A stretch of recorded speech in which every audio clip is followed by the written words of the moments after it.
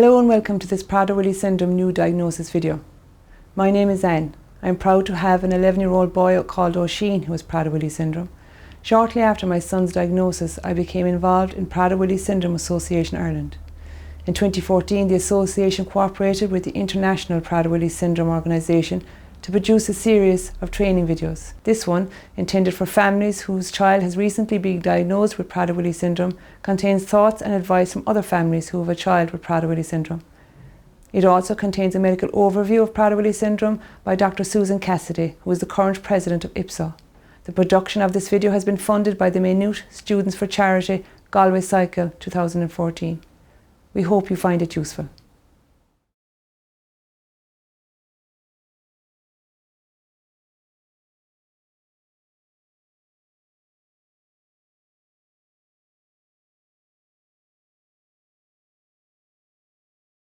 Henry was 2 weeks old when he was diagnosed with Prader-Willi syndrome, and he came home from hospital when he was 3 weeks old, so that was a very good day. Cian was just 3 weeks old when we received his diagnosis. Oisin was 3 weeks old when we got the diagnosis. We were in hospital for 10 days when they were testing him for various different things. Prader-Willi syndrome was mentioned in those tests, but I'd never heard of it. And we were sent home after about 12 days, and within 3 weeks we got a phone call to come back up that they had a diagnosis. We were told then that it was Prader-Willi syndrome. She was a month old when she was diagnosed, yeah. As soon as George was born, we knew that there was something wrong with him. He was very floppy. The hospital kind of pulled back from giving us any concrete information. He was taken into ICU and they did a number of tests with him, and it was probably about 8 weeks after he was born that we got the definitive diagnosis. Mary Rose is now 7.5 and she was diagnosed on day 19 after she was born. Danielle was 2 when she was diagnosed with the Prader-Willi syndrome. When he was born, there was something obviously wrong. He was very floppy. He was actually diagnosed with Down syndrome on the night he was born. And the next morning, the consultant said, "I hope you didn't relay that to any of your family." And we said, of course we did, you know, and he's always definitely not Down syndrome. So he said there was a baby 3 months previously born in the hospital and there was this syndrome called Prader-Willi, and he recognised it straight away. So after the genetic and chromosome testing 2 weeks later, we were given the positive result of Prader-Willi syndrome. I probably felt a bit lost, to be honest. I suppose as first-time parents we'd read all the books, we'd read the internet, but we suppose we were fairly shocked to find ourselves in ICU first of all with our tiny baby, and then we got a diagnosis, and you go through every emotion. I felt very guilty. I thought there was something maybe I did during pregnancy. You feel angry then, you have the feelings of why us, why Henry. So you cycle through those emotions. I think we cycled through them for a couple of months before you kind of come to terms with the diagnosis. So yeah, it's very hard at the start, and I suppose with all the symptoms associated with Prader-Willi, you don't realise when they're telling you it's Prader-Willi syndrome that Henry may only have a few symptoms, like he might not have all of them, and they don't put that across very well. When we found out Cian had Prader-Willi syndrome, we were devastated because there'd been done multiple tests on Cian, and it had taken, the genetic testing always takes a few weeks normally, but they rushed it through. So just a very overwhelming sense of devastation, very upset obviously, and just sad for, you know, what the outlook was. That's how the feelings were then initially. I remember being in a little glass room, myself and my husband Ray, and Oisin was in my arms, and I was told he had Prader-Willi syndrome. And not even wanting to know what Prader-Willi syndrome was, I wanted to know, could they cure it? Was my first question, can you cure it? And the doctor just said no. And I said, can you fix it? And he said no. And I said, well, what can we do? He said, you can manage it. He said, you will learn to manage it. And obviously the natural emotions, we were shocked, we were devastated, frightened. I mean, both of us being really scared because it was a diagnosis that we didn't expect when I was from 9 months, and then I didn't even know what Prader-Willi syndrome was. We were devastated, to be honest, and even now, thinking back at that time, it was so difficult. It's a real low point. A real, I mean, yeah, it's like you don't know how you're ever going to get over it, and it's like something dropped out of the world, you know. And then, but we loved her, we were delighted with her as well. So it's like you feel guilty because you love the child so much, and you're so sad at the same time. Absolutely devastated, as if my world had completely collapsed. It was, yeah, and for a considerable time afterwards, that was the way I think both myself and my wife felt. Gutted. I had never heard of Prader-Willi syndrome, so it was very frightening. The hospital wasn't that well equipped to tell us what it was, so unfortunately we went to the dreaded internet and didn't like what we read, so it was very frightening. That first few weeks after diagnosis was very, very frightening. However, now 7.5 years on, I have to say we're the happiest parents alive. The day of the diagnosis was a Wednesday. I'll never forget it. Probably about 4:30 in the afternoon. The doctor asked us if anyone had spoken to us. So we said no. So she said, "I'll go and get a chair." So at that time, we kind of, I suppose it was relief because we knew she had a diagnosis, but at the same time, a bit of shock because we knew in your mind you're trying to pretend that everything's okay, but it obviously wasn't. She told us the basics. She told us not to look at Google, which in this day and age is a pretty hard thing to do. I know now why she said that, but you know, at the time, the first thing you want to do is go and look on the internet. We got literature on it, and it was shocking what we were told would be the problem with Danielle, that our lives would be very difficult, and that she would be very difficult, and that she wouldn't be able to do lots and lots of things. The information I was given at the time was devastating, and Oisín is now 11, and sometimes I find it hard to get out of my head because that is not the child that we have. There are things on that information leaflet that, you know, did come to pass, and they were factual, but it was just the way it was portrayed was not at all useful. The information that we were given was, I don't think it was correct. No, I don't think the doctor himself knew enough about it, to be honest. Now, he did the best he could, I think, with what he had, but I don't think he knew or understood enough about it. I think, yeah, the information it's like it just hit you like a sledgehammer. It's like there was no glimmer of hope. No, and it's like he had seen a paragraph written somewhere, and that was what he told us, but I don't think he really understood himself.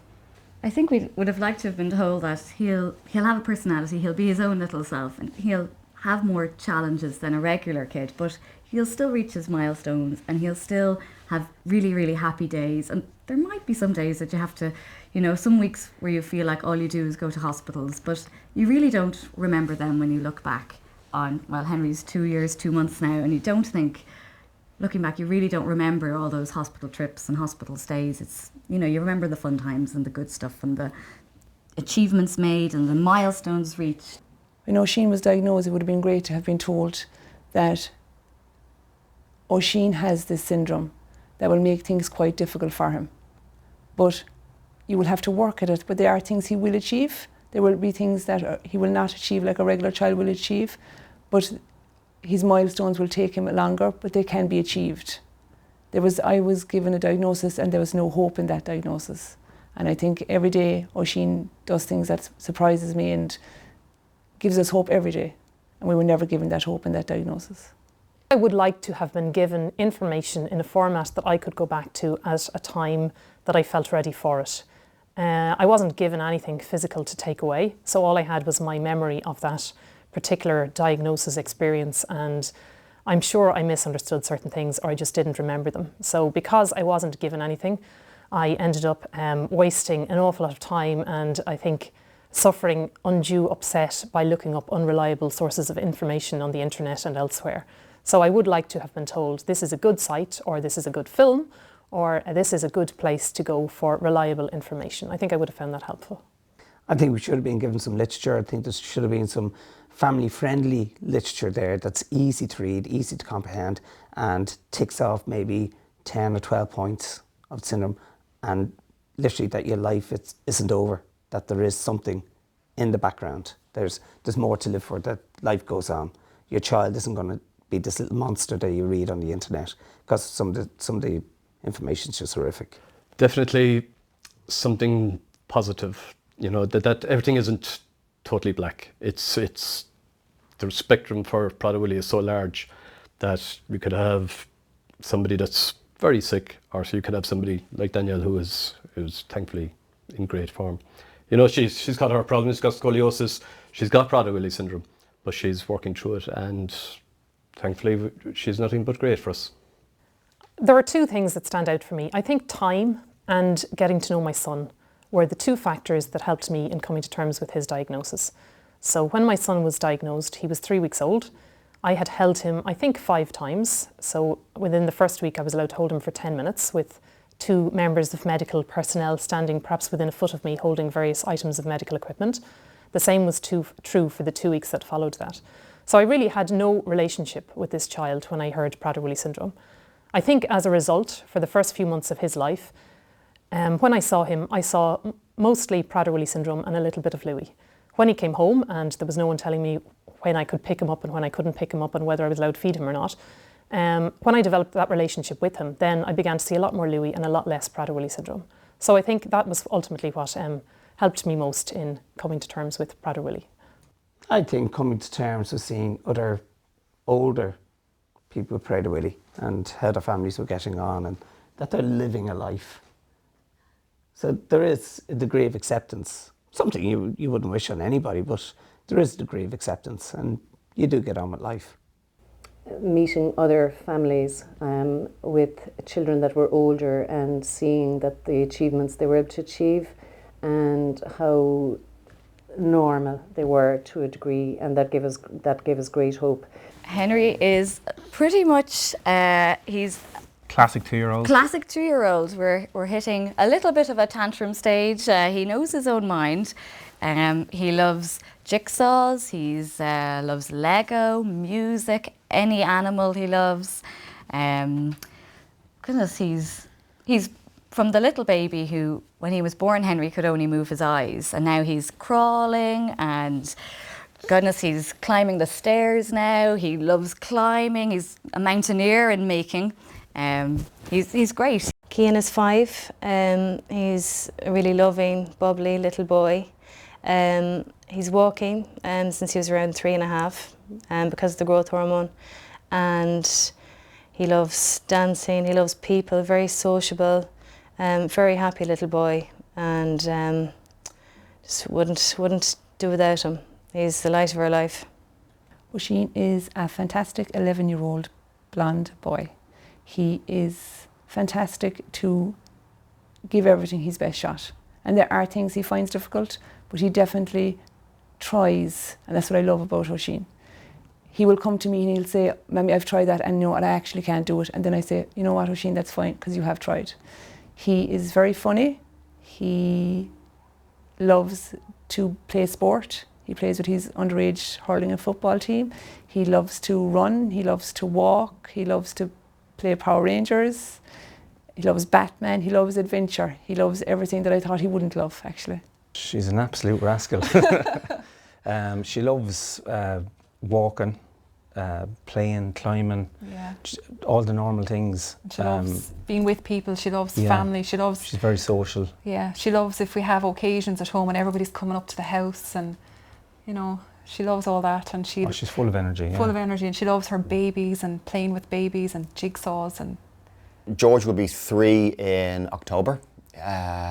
He is doing really, really well, as we would see it, and both the professionals that we're talking to. He was walking at 2. He's now, I won't say he's running, but he's certainly, in the clinical definition, he's lifting both feet off the ground as he moves, so that is running. He's been pushed every single day. I mean, there's a lot of OT, there's a lot of physical therapy. She's very, very bright, very, very clever. She runs rings around all of us, and she is very, very cute and perceptive, very, very determined. She is, as I said, in mainstream school, and on a Friday their teacher gives them all in the class a spelling test of the week's work, and Mary Rose has achieved 10 out of 10 for 2 years in a row every Friday. I get my spellings right 11 out of 11. But Tito was out 11 yesterday. She's very, very confident, and she is very, very sociable. She loves life. She's the happiest child you will meet, much happier than normal children. She absolutely embraces life and loves it. She adores going to school and she adores routine, and my advice would be get a routine going fairly early, and that works. I'm in St. John's Central College doing travel and tourism level 6.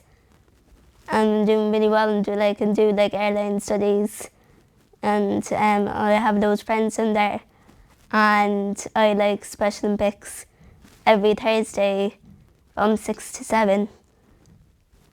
Ladybirds. I'm in Ladybirds, the leader in the Ladybirds, and I like going swimming as well.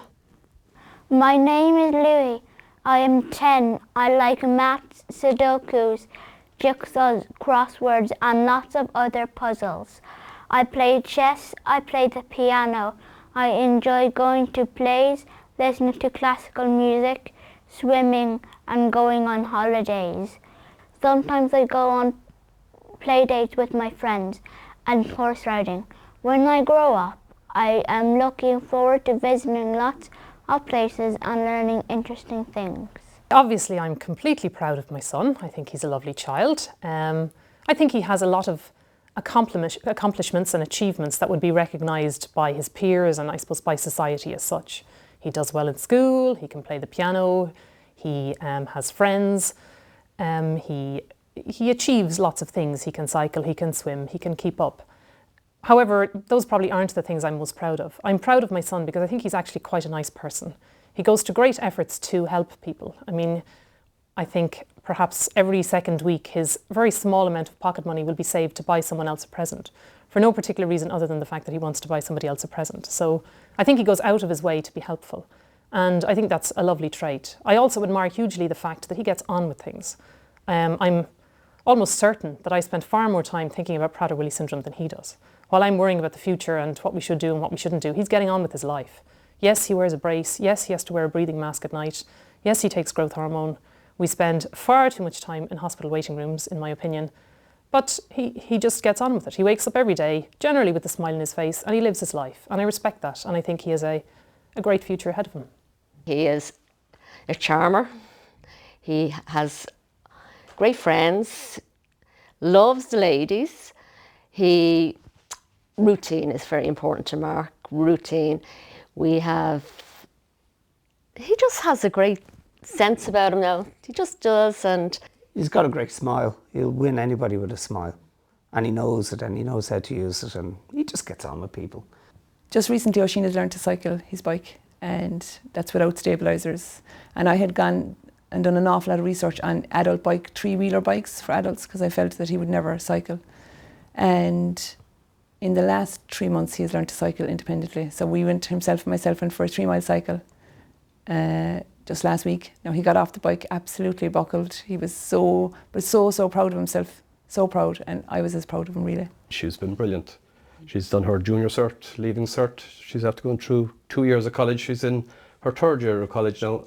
Then, as she said, the tourism, she ended up with distinctions in that in level 5. And now, I said she's doing level 6. And I mean, we don't push her, she pushes herself. She's very determined and spends a lot of time working hard. And we're nothing but proud of her.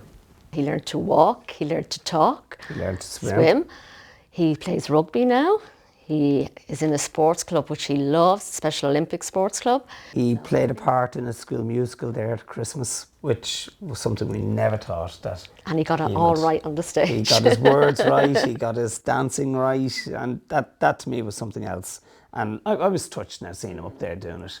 And he's with all the other kids in the school who are all able-bodied, so they were nervous, and he just got on with it, and it was great. I would say take your time. Take every day as it comes.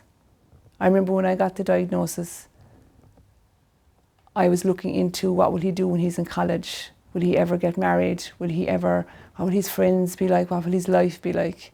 And then I realised one day, just take a breath and let's get through to tomorrow. Take every day as it comes, and you just handle every problem and every hurdle. You just go day by day, and just as it comes, you deal with it, basically.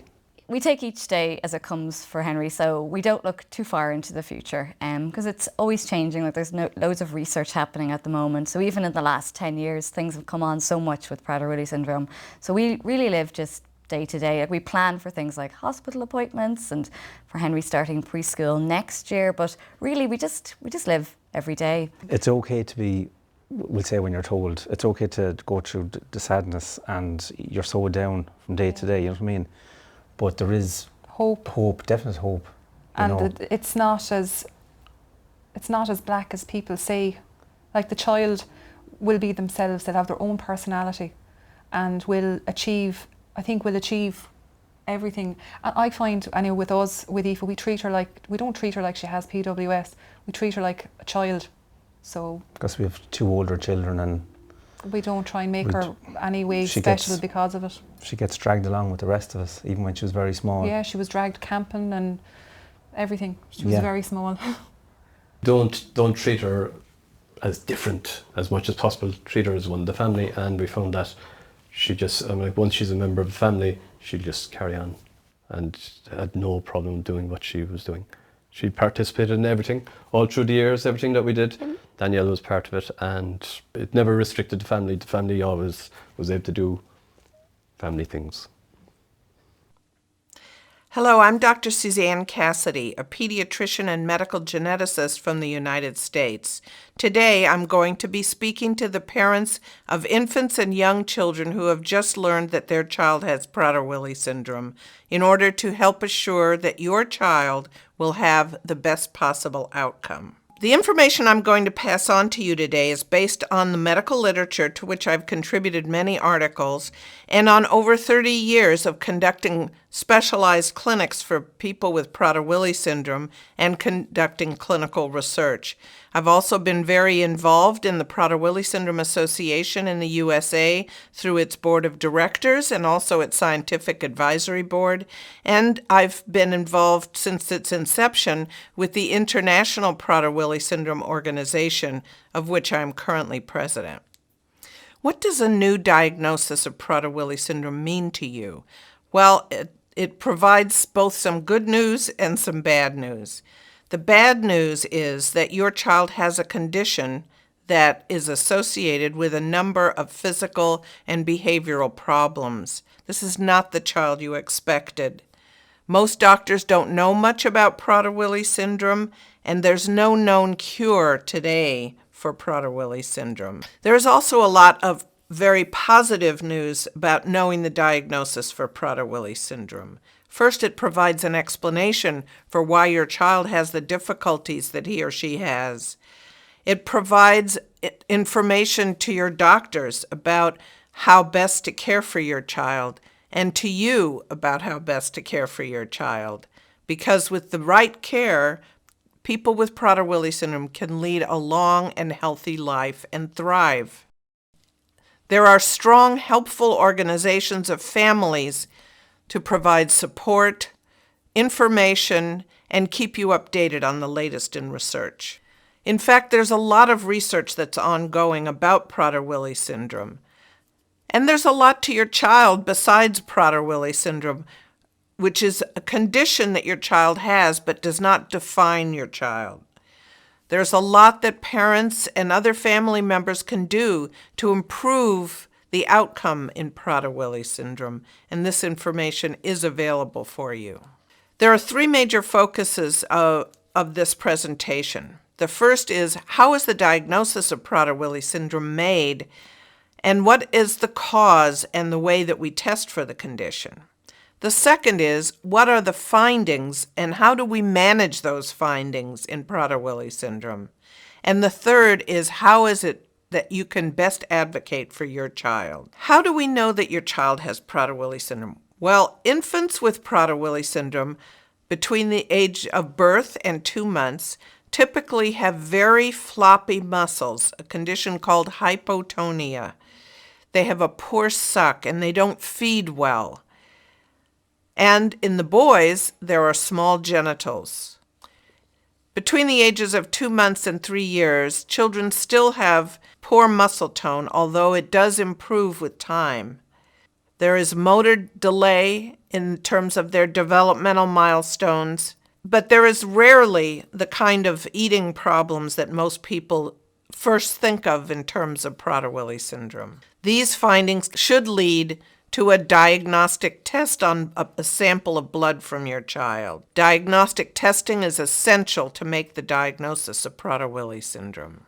3 common genetic changes can lead to Prader-Willi syndrome, and all 3 causes affect the same few genes. Genes are molecular units that determine how to make and run a person. And we have 20,000 genes in each cell of our body that determine our body's metabolism. The genes are collected up in packages called chromosomes, of which we have 23 pairs in every cell. Prader-Willi syndrome is due to a small number of genes on one member of the chromosome 15 pair, that one that has been inherited from the father.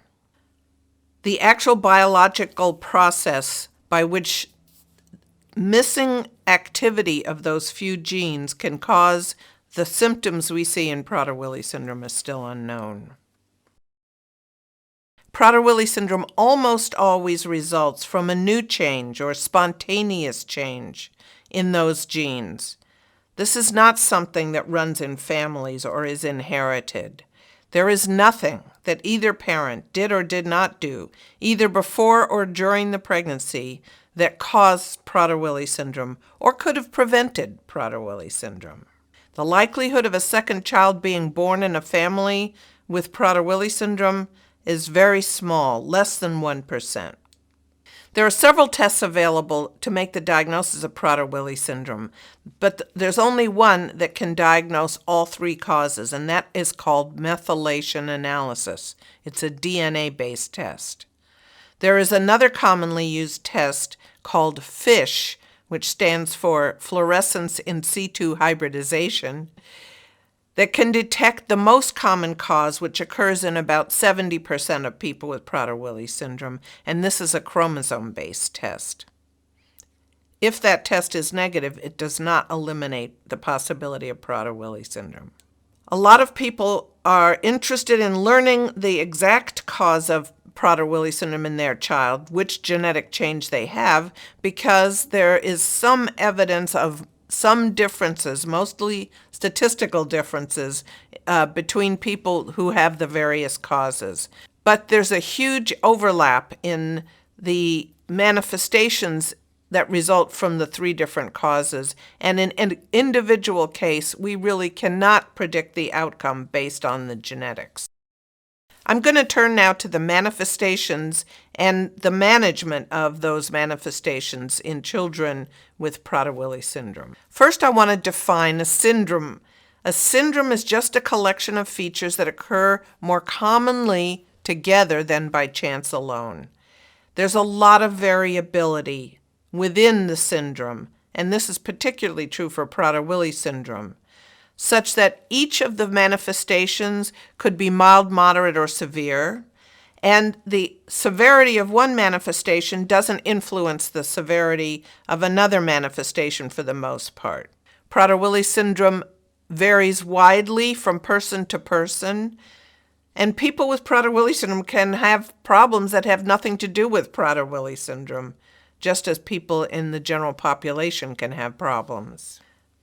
The neonatal period in Prader-Willi syndrome is dominated by a finding called hypotonia, or low muscle tone, which results in the child being very limp and floppy. This is also associated with a poor suck and feeding difficulties that often result in the child requiring tube feeding for a period of weeks to months. There is delay in the motor development. There's an increase in dislocation in the hip, and there is an increase in squint or strabismus, in which the 2 eyes don't necessarily work well together. Infants with Prader-Willi syndrome also tend to be very lethargic and to sleep a great deal, and they have a very weak and often high-pitched cry. All of these features that I've mentioned in infants, though, will get better with time. Hypotonia results in decrease in the size of the muscles and an alteration in the proportion of fat to lean body mass.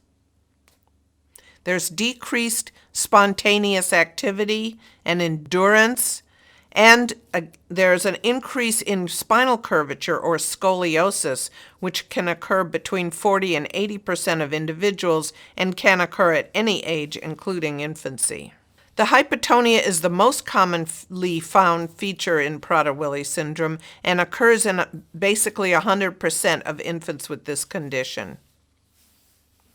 It is due to altered brain signals to the muscles and is not really primarily a problem in the muscle itself. The hypotonia is present actually before birth, and this is manifested as decreased fetal movement and altered delivery timing and method, such that cesarean section is often necessary or other assistance in the delivery.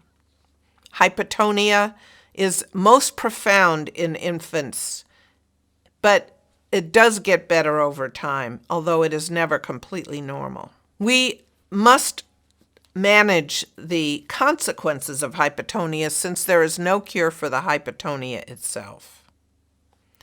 The medical care provider should compensate for sucking difficulty by assuring adequate calories either through a tube or in some cases it can be done through very frequent feeding with a special nipple or a special bottle. The weight and the height should be followed very closely throughout childhood to assure that growth is adequate. Calorie intake should be adjusted accordingly.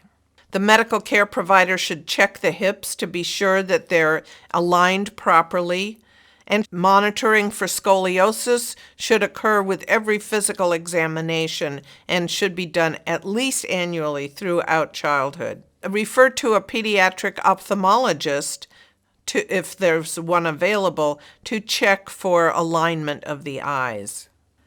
As early as possible, the child should be referred to a pediatric endocrinologist if one is available to evaluate for replacement of growth hormone, which is insufficient in almost every child with Prader-Willi syndrome. And physical therapy and occupational therapy are very helpful in promoting normal physical development. What can parents do? Well, parents can do lots of stimulation, talk to your child, read to your child, and interact with your child as often as you would for any child, even though they tend to be lethargic and sleepy and quote-unquote good children. It's important to assure lots of physical activity, both with movement in an infant before walking and with exercise of various types once they become mobile. And it's important for the parents to assure that the doctor does what they're supposed to do. So it's important to educate yourself about what is expected of the doctor in the recommended care guidelines. I'd like to say a word about supplements because some families tend to give their child supplements that they believe may be helpful.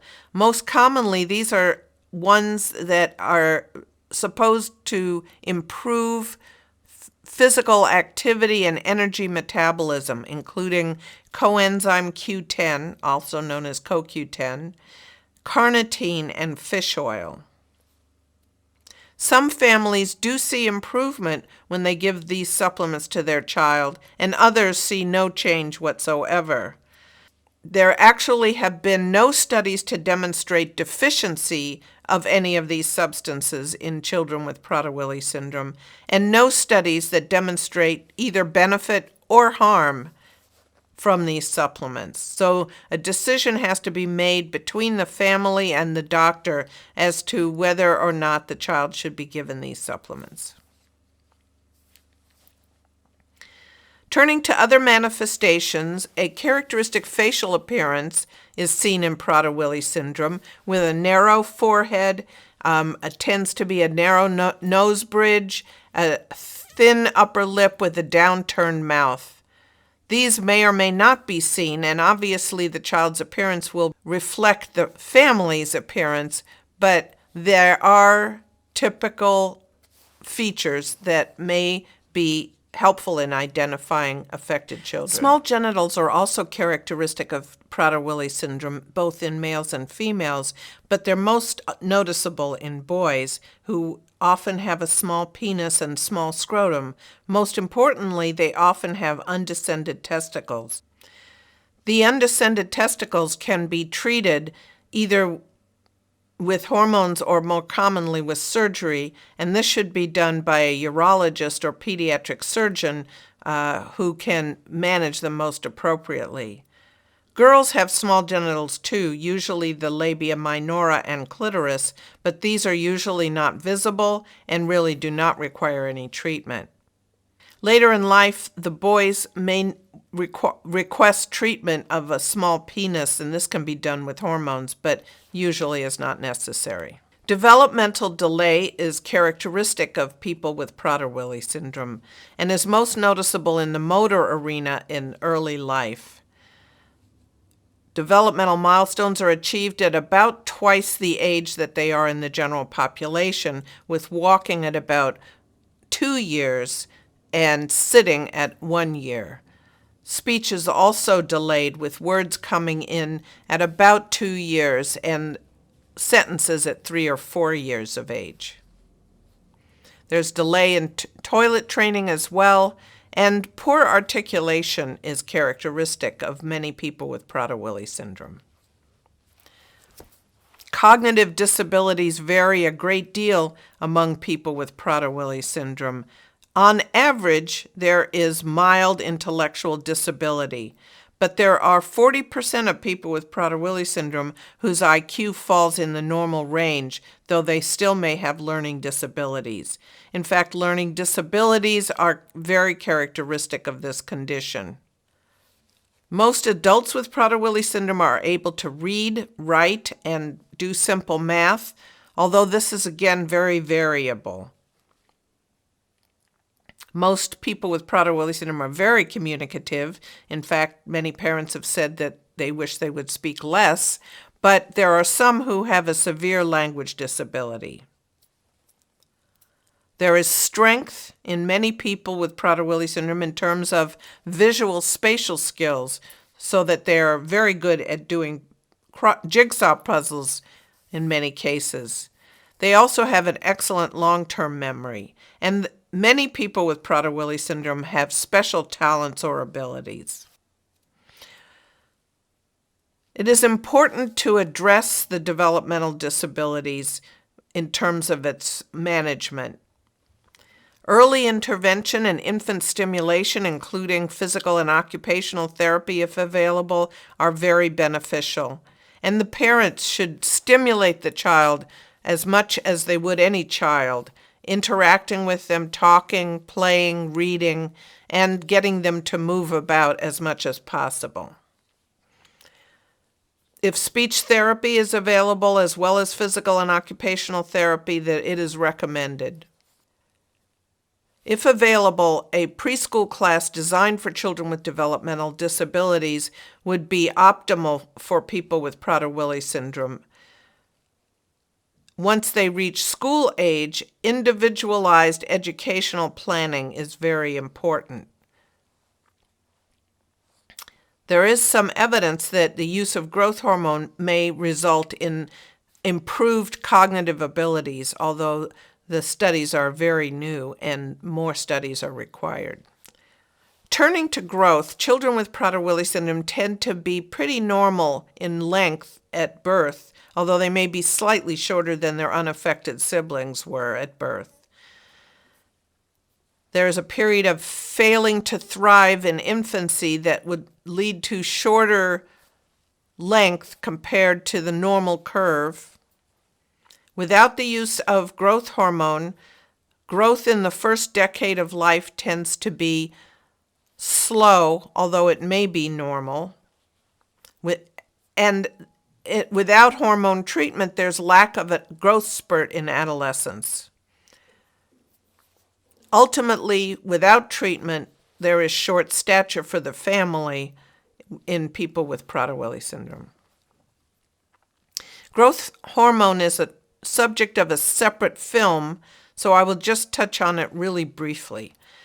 Growth hormone deficiency is well demonstrated in most people with Prader-Willi syndrome, and there is a very good response to replacement of the growth hormone in this condition. Treatment with growth hormone has many benefits in Prader-Willi syndrome, as has been very well demonstrated by many studies. Early treatment is best and, if possible, should be started in infancy. Before starting, it's very important to get a sleep study to evaluate for possible pauses in breathing during sleep, which is called sleep apnea. This can be treated, but early in growth hormone, there is a theoretical possibility that such pauses may worsen as a result of enlargement of the adenoids and tonsils out of proportion to the enlargement of the throat area. There are many benefits, as I mentioned, to the use of growth hormone. In addition to improving growth, there's an improvement in physical activity, energy, strength, endurance. These can all help with weight issues. There's an increase in respiratory muscle force, a more normal body shape, and if it started early in life, even a more typical facial appearance for the family.